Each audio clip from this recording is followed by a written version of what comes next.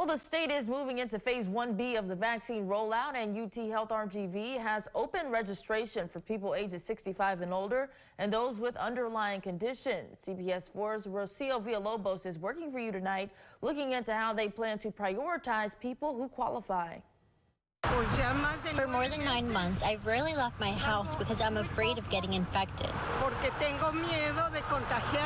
Elisa Bresada is over 80 and has several health issues. That means she qualifies for phase 1B of the state's vaccination plan, and she will soon receive it through UT Health RGV. I'm very calm, I want it, I'm thankful, and I hope the day gets here quick.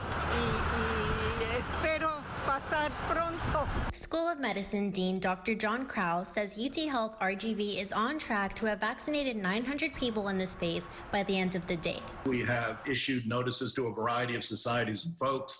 So to the best of our knowledge, we have worked through those on our phase 1A list who have wanted it through us. It's by appointment only, and more than 7,000 people in Tier 1B have registered so far. Dr. Krause says those 65 and older are priority, and the rest will receive it on a first-come, first-served basis.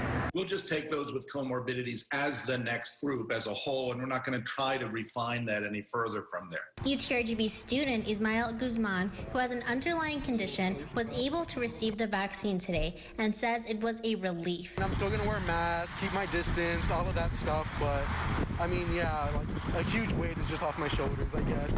I'm ready for the second dose. Dr. Krause encourages everyone vaccinated to continue these safety measures, as full protection does not kick in until a period after the second dose. Working for you in Mercedes, Rocio Villalobos. UT Health RGV is expecting an additional 1,000 doses this week. If you fall under phase 1B and want the vaccine, you can head to valleycentral.com for information on how to register.